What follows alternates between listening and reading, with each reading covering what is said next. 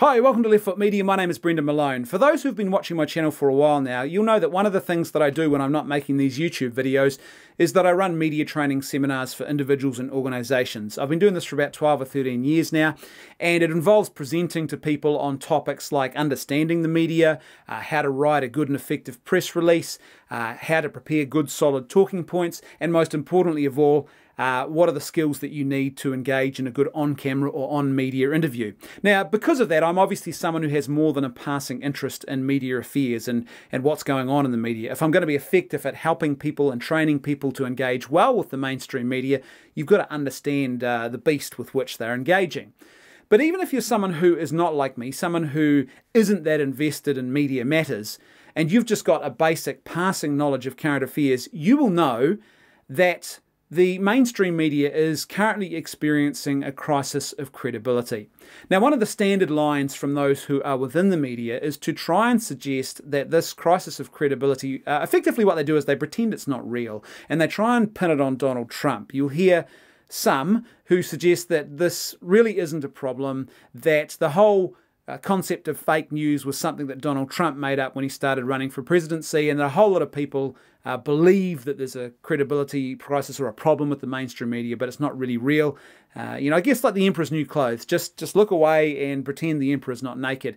But this is absolute nonsense. The credibility crisis for the media stems back years before Donald Trump even got involved in US politics. This is an issue, for example, in my country, we have a survey that's conducted on a regular basis about public trust and confidence. Who do you consider to be trustworthy when it comes to various different professions? And in this particular survey, journalists now rank lower than politicians do on a list of 10 jobs and 10 different professions. Who do you trust? They're lower than lawyers are. And that's kind of saying something when journalists are now considered less trustworthy than politicians, when the old adage was, how do you know when a politician's lying? Their lips are moving, right? And now that group is considered slightly more trustworthy than the media are in my country. That's not Donald Trump's doing, and there's a whole lot of reasons for that. I don't have time to unpack that, but there's no doubt there is a crisis of credibility. Now, one of the things I was thinking about the other day was, how can, or is it even possible for the mainstream media to get back that credibility? How can they get back on track? Because in many ways, after Trump got elected, particularly what we're seeing happening out of the media in America is, in many ways, it's almost like they've set about to self-destruct, to prove Trump right. A good, balanced, unbiased professional journalist or journalistic organisation, what they would have done after the election of Trump was they would have carried on reporting on the news in a good, unbiased and professional fashion. But that's really not what we've seen happen in a lot of cases. There are journalists still doing that, but in a lot of cases, and on a pretty big scale sometimes, you've got journalists and journalistic organisations who are effectively acting as if they are in a political opposition to Trump. And whatever you want to call that, and whether you agree or disagree with that stance, that's not journalism. That's not an attempt to report the facts in an unbiased and as balanced as possible way. That's something else altogether. So the question is, can the media get back the credibility that it's lost? And if so, how would it get back that credibility? And it sort of dawned on me that I think that Joe Rogan, and particularly his podcast, his online show that he does, which you can see and access easily on YouTube, to me that's a great example of some of the key traits that the mainstream media needs to rediscover if it is going to ever regain public confidence again, if it's ever going to get back the trustworthiness, and it does have to earn back that trust that has been lost over successive years. And as I was thinking about Joe Rogan, it's not just Joe Rogan. You can think of guys like Dave Rubin as well. These are just two of several other people who are doing what I think is, in many ways, is authentic journalism outside of the mainstream media. And as I was thinking about Joe Rogan in particular, I thought to myself, what are the key components about Joe Rogan that make what he's doing a great model, a good model, that is, I think, successful and effective journalism, and something that the mainstream media should be learning from? Because this is not about Joe Rogan. It's not like if you employ Joe Rogan, all of a sudden, you'll have great journalism. Or if you copy Joe Rogan, you'll have great journalism. Instead, it's about learning from the key things that he's doing that make him so effective, and that are so, I think, productive and helpful, particularly in a free and open democracy, which relies on a good and unprejudicial flow of honest and important information. So here's the 5 things that I think that Joe Rogan is doing, which the mainstream media desperately needs to learn from. Number 1, he does long-form journalism. Now, he does really long-form journalism. You can check. Some of his episodes are longer than 3 hours. That is huge. That's longer than most movies today. And yet people are watching these episodes. And I've sat down and watched some of those longer episodes that he's produced. Not all of them, but some of them. And they're absolutely fascinating. You don't ever really find yourself bored, even if you have to tackle them in chunks, an hour here, half an hour here, half an hour here, and then another hour somewhere later on. It's still an engaging experience.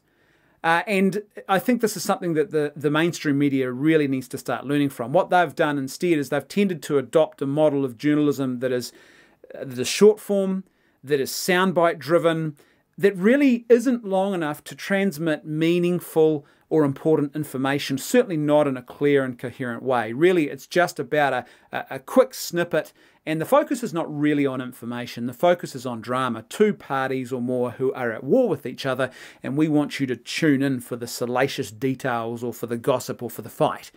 And so it's, as opposed to Joe Rogan, where he takes his time, and it really is about information transmission. Now, there is some long-form journalism being done out there, but generally speaking, your average mainstream media outlet, their idea of long-form journalism might be, say, a 20-minute program. On radio, in some public radio settings, it might go longer, but the norm is certainly not much longer than maybe 15 or 20 minutes, I would suggest to you. And that's a problem. And what you see with Joe Rogan is, I'm not saying they have to go a full 3 hours, but they need to rediscover the art of long-form journalism, because long-form journalism, particularly on important issues, allows you to get your head around the arguments, the evidence, what is being proposed, what the counter proposals or arguments might be. You can actually get more detailed and important information if you're given time, and proper time, not just to have a whole lot of information thrown at you, but the time to chew over that information properly. And that's something that Joe Rogan does really well.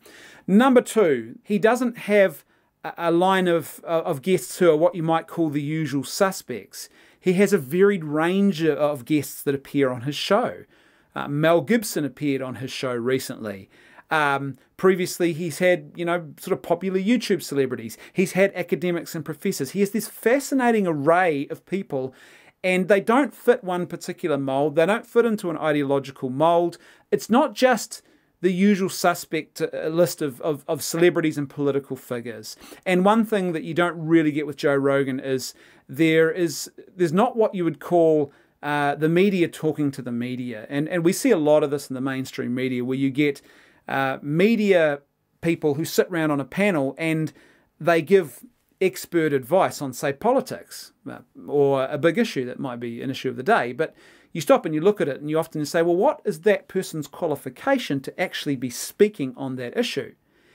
And often it's nothing more than the fact that they're a celebrity, maybe they're involved in politics, or they might happen to be another journalist. And so you don't really get that sort of stuff happening with Joe Rogan. He doesn't have a usual suspects list. He has a wide and varied group of people, and what it means is it makes for some more fascinating copy.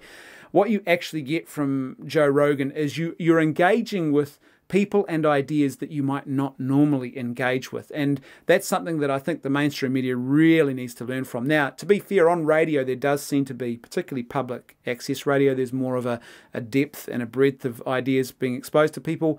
But on television and print, it's very, very narrow. And it's an almost a usual suspects list of guests and ideas that are being presented to people. Number 3, and this is really, really important. Joe Rogan is not confrontational, he's conversational. The way he engages with his guests is respectful. He probes, he asks questions, he disagrees, even strongly if he disagrees with something a guest has said, but he's never confrontational about it. Now, I think this is a sterling example that journalists need to learn from. That good journalism, I think, yes, there is a sort of a sparring that goes on, almost like a boxing match, but it should be conversational sparring. This is not about trying to destroy someone. This is about trying to tease out and get ideas into the public domain. That's what the job of a journalist is to extract information so that the rest of us in the democracy can hear and understand that information. It's not to destroy a person who is sharing information that you disagree with. You are not a gladiator who is there to guard the city by obliterating someone who you disagree with. And I don't know when this started happening exactly, but basically it's very common now for journalists to act as if they have been trained to engage in brute warfare with their guests. And you know, it's really, really common to have interviewers who will just rudely cut across a guest who is trying, they're mid-sentence explaining a position, and they just cut across them. And this staunch, assertive or overly assertive, trying to shut them down, effectively shouting down their guests and all sorts of things like that. That's not journalism. It's not journalism. And effectively, as a result of that, what you get instead of transmission of information is you just get a big confirmation bias going on. People are tuning in and they are getting their biases confirmed. And they are watching celebrity journalists effectively do the equivalent of physically punching out a guest. And that people are tuning in to watch that happen. And they're not really tuning in to actually learn or to think critically or to critically evaluate information. And it's a real big problem. It's effectively propaganda transmission. Now, I don't mean propaganda in the sense that the journalists are all sitting around and saying, right, what information are we going to transmit to the public and what are we going to deny them? But instead what happens is the flow of information is so narrow and so controlled, and you've got a journalist who's effectively defending positions instead of actually trying to draw out information, that people aren't really encouraged to think critically. They're not really given all of the information that they need to think well about an issue. Number 4, the Joe Rogan show is not about Joe Rogan, despite the fact that his name is in the title of the show. You don't tune into the Joe Rogan show to hear Joe Rogan. Now, even if, like me, you enjoy his style and you don't mind what he has to say, it's really his guests and the topics that are of interest. That's why I tune in. I know that's why a lot of others tune in as well. It's about unpacking and hearing from and listening to his guests. People tune in for that reason. And you think about other talk shows, it's really not like that. You actually are tuning in often because the talk show host is the celebrity. You are tuning in to hear what they have to say, or you're tuning in, as I said previously, to hear them demolish someone who holds a position that you might disagree with. But that's not what you get with Joe Rogan. He doesn't make himself the center of his show, and that's really, really important. He lets his guests speak, and he gives them the time to express their ideas. Now, this is a desperately needed aspect of modern mainstream journalism. It's just fallen by the wayside big time. And it really is quite problematic, because if you're going to be a well-informed citizen who is going to make good political decisions, then you need a good, open, honest and robust flow of information and a robust way of critically evaluating, even if perhaps you can't do that yourself, but having a media or others who can actually ask the right questions that are going to do that. Now, that all falls by the wayside if the talk show host has become the celebrity and it's just about the talk show host effectively putting on a show. That's not what happens on the Joe Rogan show. Number 5, Joe Rogan is a real person. Now, obviously Joe Rogan's a real person, but what I mean by that is he's not a manufactured celebrity media cardboard cutout. You know, he's not a paint-by-numbers media personality. He's actually done other things. He has other achievements, other strings in his bow beyond just the work that he does in the media. And when he presents on his show, he presents as what I can only assume is himself. And the reason I'm making that judgment is because he doesn't seem to shift wildly. It doesn't seem like, especially when you spend 3 hours with a journalist in a conversational style sort of setting with a guest, you can pretty quickly tell whether or not they are putting on an act or whether perhaps they are one person here and another person somewhere else. There's not a slick professionalism to what Joe Rogan does. It's professional, but there's not the slick, polished sort of fakery that goes on. He's just himself because, as I said, it's a conversation. And you think about a lot of other talk shows, there's just no sincerity there. I was watching an interview recently that Stephen Colbert did, and even when his guest is a long-time celebrity and someone who he clearly appears to have some connection with, and they are complimenting each other, it just doesn't feel real. It's clearly a pre-packaged, pre-prepared set of questions, and even the small talk is very much pre-prepared. It's hard to know what's real and whether this is really Colbert and whether this is really the guest or not. You don't have that problem with Joe Rogan. It's not just going through the motions. It's not forced. It's not insincere. There's a genuine conversation and a dialogue happening. And that's really important because it allows you to actually start judging properly and fairly, not just the information, but the person's motives behind the transmission of that information, right? You can't do that in the mainstream media. The way they treat their guests, it just doesn't happen. In the way that you have manufactured celebrities who are often just clearly working to script. There's not really an authenticity that you need if you're going to deeply glean important information out of someone or around an issue. The other thing about Joe Rogan is he doesn't pretend to be unbiased. But that's okay because he's doing long form and he takes his time, and because he's conversational, not confrontational, it's okay if he takes a position on an issue or disagrees with the guest, because he doesn't try and shout them down, and he gives them the time to actually defend their position. It's a proper dialogue going on here, and you can actually glean important information by doing that. Ironically, as I said, what he's doing, I think, is he's doing a more authentic form of journalism than most journalists are actually doing today. He's probing, he's drawing out, and he's transmitting a lot of interesting and important information that we all benefit from knowing more of. And surely that's what should be at the heart of good journalism, but so much today the mainstream media is really about, it's been turned into a political tool, or even unintentionally has become a political tool, or it's an entertainment tool. It's about entertaining, the old term infotainment. It's rather than actual information, it's about titillating you. Now, the mainstream media has recently tried to perhaps combat this problem of loss of credibility and as a result loss of audience share in various different sectors of the mainstream media by adding in new technology and sort of saying, well, if we get on the whole social media bandwagon, then you know, maybe we can, you know, drum up a bit more support and get ourselves out of this crisis. But the problem for the mainstream media is not a technology problem. It's not the lack of technology that was ever their problem. The problem was the methodology. And the methodology is effectively, it's flawed, I would argue.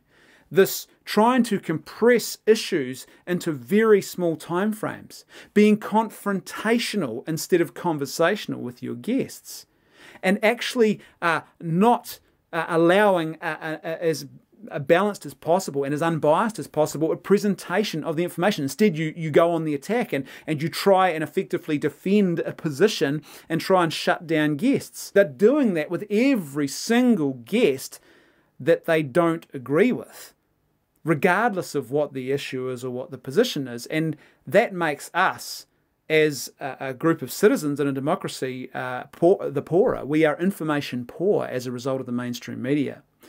Like I said, it's not about employing Joe Rogan or copying Joe Rogan. It's about looking at those key successful traits.